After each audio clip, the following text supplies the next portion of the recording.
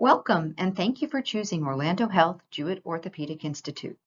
I'm Mary Sanders, and I'll be guiding you through your outpatient joint replacement education. Orlando Health's mission is to improve the health and quality of life of the individuals and communities we serve. This presentation demonstrates the 6 strategic imperatives of the Orlando Health mission. Information from this presentation will help you properly prepare for your upcoming surgery. You have a great opportunity prior to surgery to prepare your home, tune up your body, and educate your brain.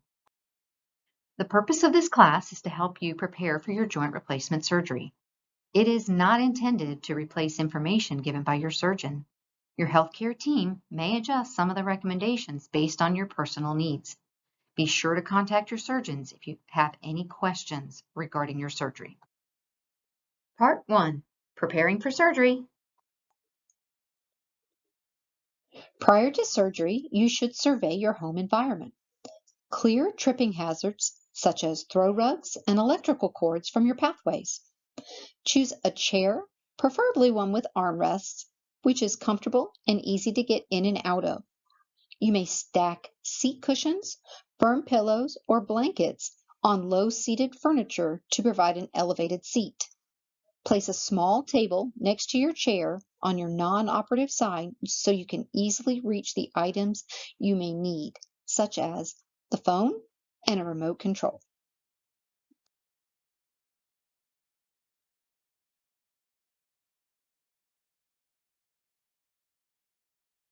Use a bath mat with a rubber backing to prevent slip and fall. If you do not have grab bars or handheld shower head, consider installing them. A bath bench and commode chair are helpful when showering and using the commode.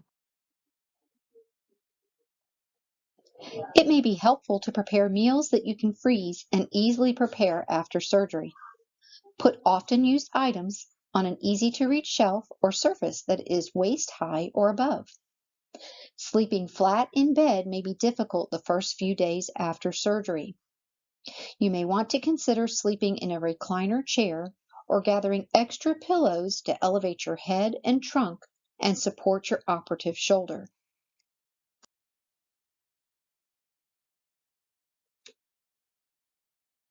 You will need to have someone stay with you 24 hours a day for the first 3 to 7 days after surgery. This person will provide assistance with day-to-day activities at home, such as cooking, cleaning, laundry, grocery shopping, and pet care. You may need a friend or family member to drive you to your outpatient physical therapy appointments. Bring your ID and insurance card to all your appointments. There are multiple tests, such as an EKG, lab work, MRSA nasal swab screening test, and medical clearance that might be needed for your surgery. These will be ordered by your medical provider or surgeon. You will need to stop blood thinning medications and supplements as directed by your surgeon's office. Typically, this is 7 to 14 days before surgery. The pre-admission nurse will discuss with you fasting the day of surgery. Our skin is the first line of defense against infection. It naturally has germs or bacteria on it. To cut down on the chance of infection, you will be using chlorhexidine soap several days prior to surgery. You will receive specific instructions on how and when to use this soap. It can be purchased at your local pharmacy and found where first aid supplies are found. You will also find it online at Amazon. You will need 2 8-ounce bottles. Diet and nutrition is very important to the healing process. Be sure to get adequate amounts of protein for wound healing. The food pyramid is included here to help you with your food choices. Keep in mind to eat healthy and avoid food high in sodium. Eating fruits and vegetables daily will help prevent constipation caused by anesthesia and pain medications. It is important to stay well hydrated prior to surgery. Water is essential for our bodies because it has many functions. It helps thin the blood and move nutrients. It transports waste from cells and removes toxins. It helps eliminate anesthesia and helps prevent constipation. The day before surgery, please limit your caffeine intake and refrain from alcohol for 48 hours prior to surgery. Smoking interferes with blood circulation by constricting blood vessels that carry oxygen and nutrients throughout the body. When these vessels are constricted, it prevents optimal blood flow to the affected area, slowing down the healing process and increasing your chance of infection. You must stop smoking at least 4 weeks prior to surgery. Part 2, what to expect and bring the day of surgery. On the day of surgery, please remember to take your last chlorhexidine shower. If applicable, you may take approved medication with a small sip of water. The surgery center has a pharmacy that can provide any new post-operative medications ordered by your surgeon. These will either be delivered to you in the recovery room after surgery, or your caregiver will pick them up from the first floor. When you arrive to the preoperative area, you will empty your bladder and wash your hands.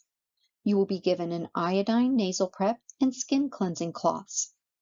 The iodine swabs help kill microbes and provide up to 24 hours of protection.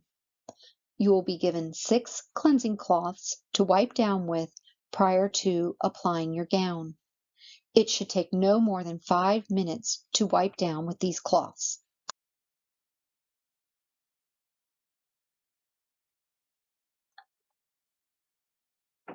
You will meet your anesthesiologist in the pre-op area prior to surgery to discuss your anesthesia options. Patients having shoulder replacements typically receive up to 2 types of anesthesia: general anesthesia and a peripheral nerve block. The peripheral nerve block may be performed to help control post-operative pain.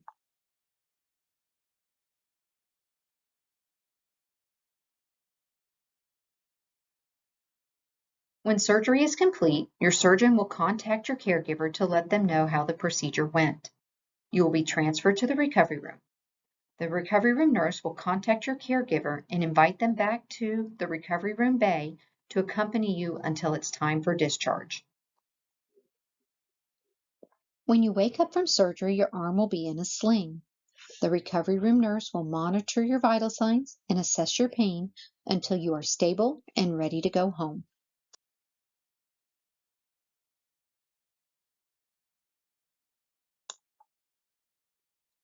During your stay, you will be asked to rate your pain on a 0 to 10 scale. 0 represents no pain, and 10 represents the worst possible pain. It is not realistic to be at a 0. Pain medication will be given on an as-needed basis so that you are at a tolerable level of discomfort by discharge. A variety of techniques will be used to help manage your pain after surgery. A very effective technique is called a peripheral nerve block. It is a procedure performed by the anesthesiologist just prior to surgery.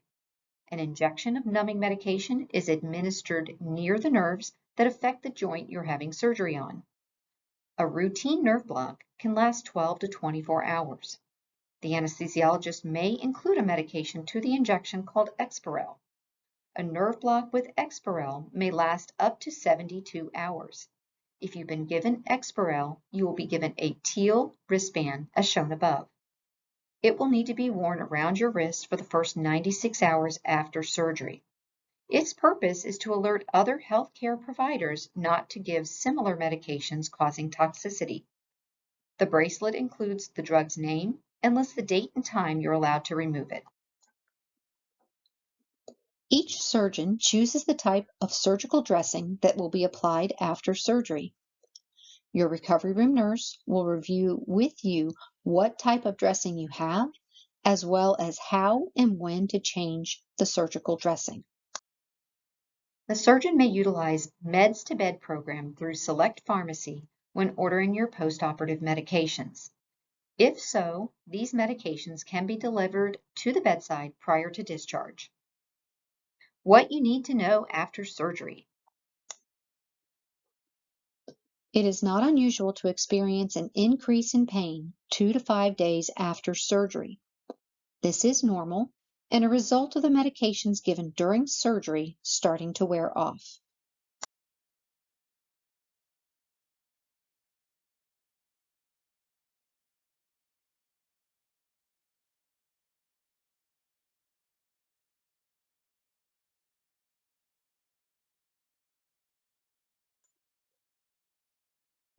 Prior to discharge, the physical therapist will see you for a quick training session. This will include the post-op exercises approved by your surgeon, a review of surgical protection techniques, tips on getting dressed, and proper use and positioning of your sling.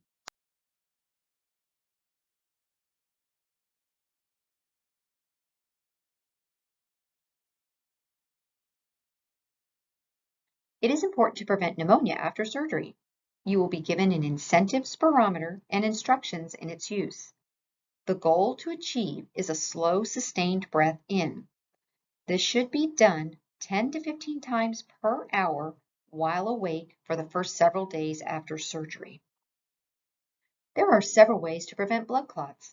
Your surgeon will prescribe a blood thinner to begin after surgery.